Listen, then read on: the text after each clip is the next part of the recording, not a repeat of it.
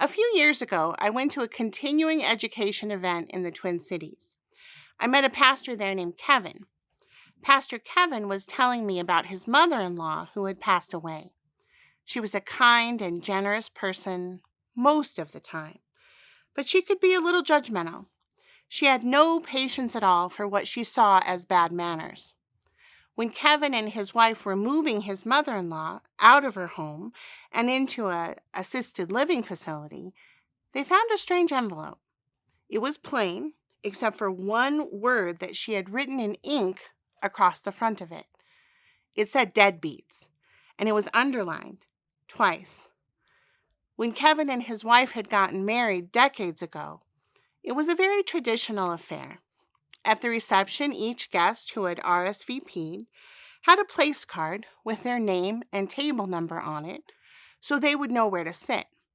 When the reception was over, Kevin's mother-in-law gathered up the place cards of the people who did not show up for the wedding reception and put them in that envelope and marked it deadbeats.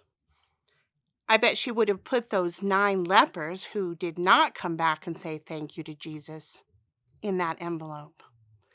Jesus was traveling to Jerusalem. Near Samaria, 10 lepers found him. Most of us have heard at least a little bit about leprosy, or Hansen's disease. It's been around for thousands of years. It wasn't until the 1940s that a treatment was found. It wasn't until the 1970s that a cure was found and put into widespread use. Thank God we don't make people live in leper colonies anymore. You've probably never seen a leper.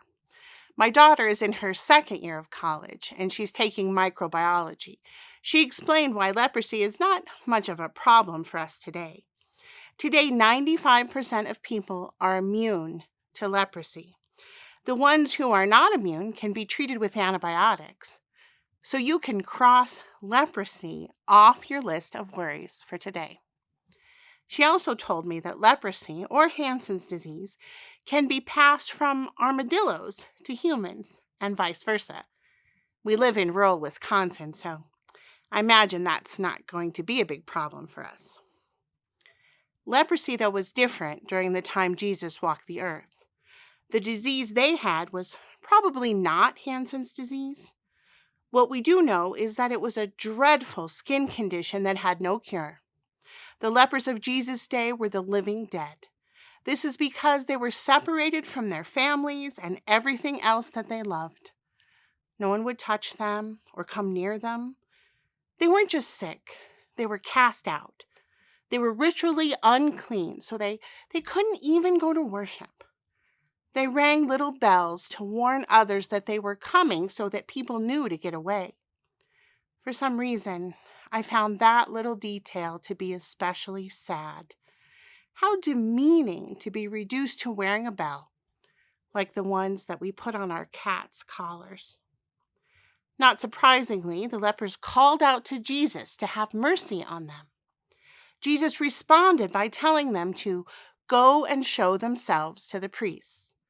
The background information that we need to know to understand this better is from the 14th chapter of Leviticus. If someone was ever cured of leprosy, they could gain readmission to the temple and to the rest of society. They had to go to the priest to be examined and ritually purified. The priest would certify that they were clean. Jesus told the 10 lepers to do this. Go and show yourselves to the priests. On the way to see the priest, the 10 lepers were healed. One of the 10 came back and threw himself at Jesus' feet and thanked him. Jesus asked an obvious question. What happened to the other 9? He healed 10 and only 1 said thank you. Reading this text, it's easy to take that fraction of 1/10 and apply it to our lives. Maybe we only turn to the Lord and say thank you 10% of the times that we should. One pastor I know says that 10% is about the right ratio. When he looks out in worship on any given Sunday, he only sees about 10% of the children that he baptized. He only sees about 10% of his confirmation students. It's easy, though, to judge other people, to put them in an envelope marked deadbeats.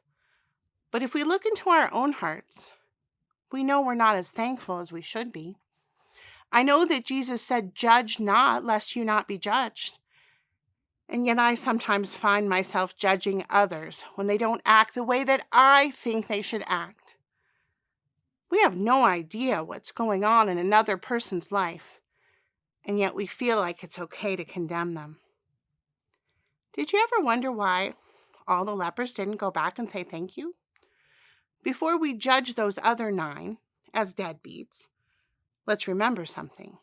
The other 9 did nothing wrong. They did exactly as they were told.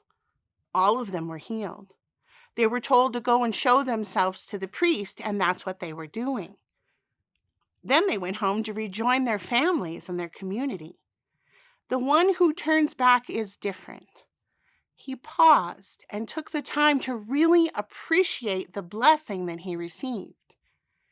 Then he went back to say thank you. He was blessed a second time. Well, you might wonder about that.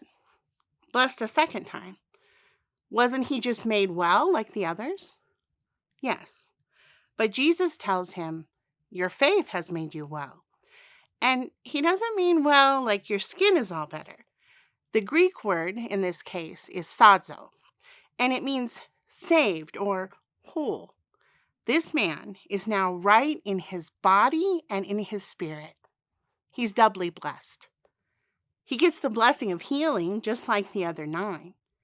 But he also gets the blessing that comes from recognizing blessing and giving thanks. He gets wholeness and joy. In noticing and giving thanks, the original blessing is multiplied. He's blessed a second time. It takes practice to become a grateful person.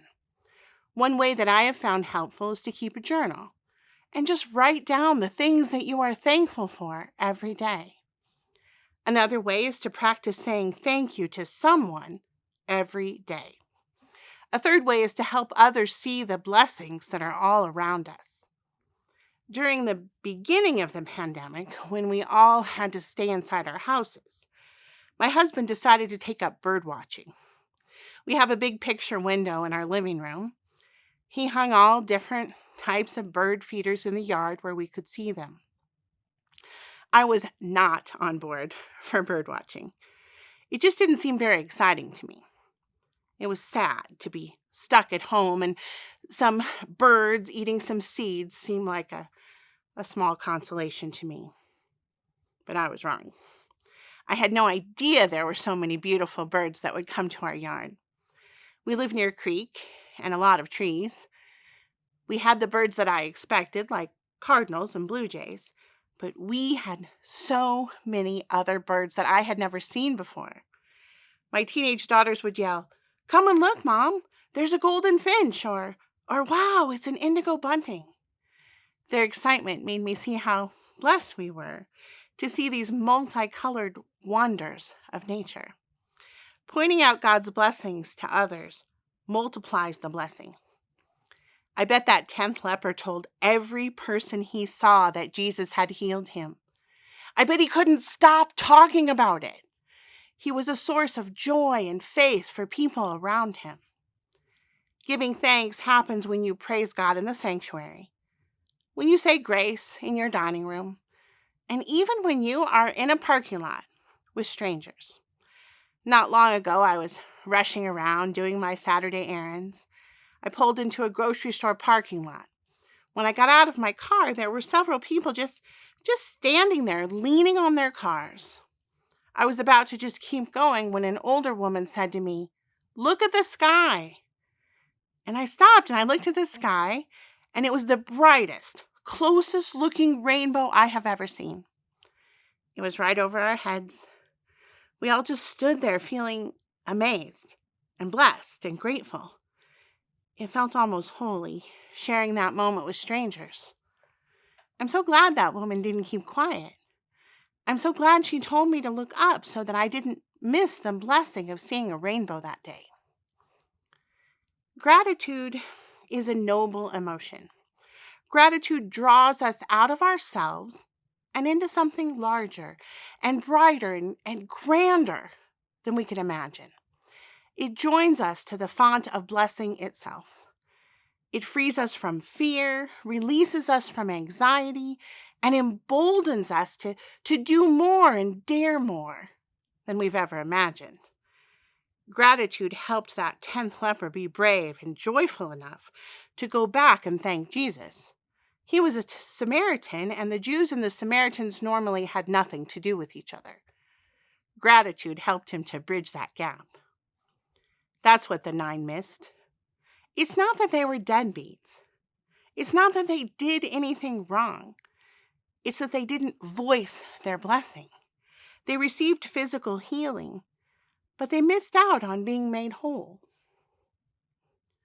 Your life is full of blessings and difficulties.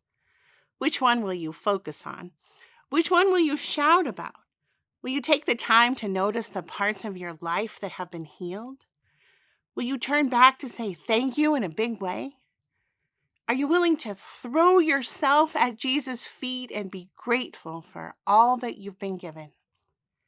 Don't miss the opportunity to testify now while you have the chance. Be the 10th leper. Be the joyful child of God you were created to be.